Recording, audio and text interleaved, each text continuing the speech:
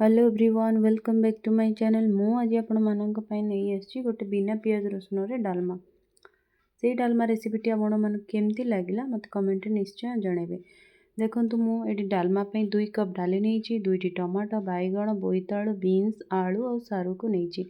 प्रथमे मु डाली को भल भाबरे धोईकी प्रेशर कुकर रे पकेइली। तापरे मु पानी और लूण हलदी सहित गोटे व्हिसिल आसीबा जाय वेट करिनेली। आपण माने चाहिए डाली सहित परिबा मध्य गोटे थरे नहीं पारिबे, बट मु सबुबेले एमिति ही करे। प्रथमे डाली को सिझे निए पर परिबा पकाए। देखंतु एठी मोर डाली टिके सिझी आछि। सिझी आसला परे सेथिरे मु काटिकी रखिथिबा परिबा आउ सी टमाटो को पके नेली। सेथिरे टिके हलदी गुंड, लंका गुंड, मसला गुंड, लूण आउ पानी देकी मु 2टी व्हिसिल आसीबा जाय वेट करिनेली। आपण माने डालमारे जहाँ पकाउछंती पकांतु।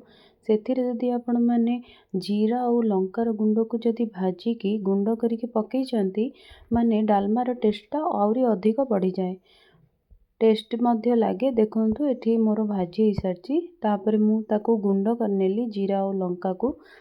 तापरे देखंतु सेथि भितरे मोर डालमा मध्य हेई सारिची। सेथिरे मु सेई जीरा और लंका गुंड को पकेई नेली। तापरे भल भाबरे घांटी नेली।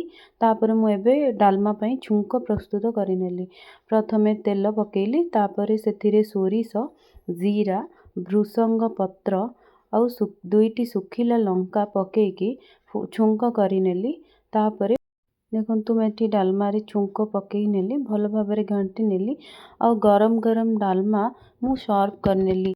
यही डालमा रेसिपी वीडियोटी आपण मानकु जदि भल लागिला देन मो वीडियो को लाइक शेयर एंड सब्सक्राइब करबा को जमारू भूलिबनी।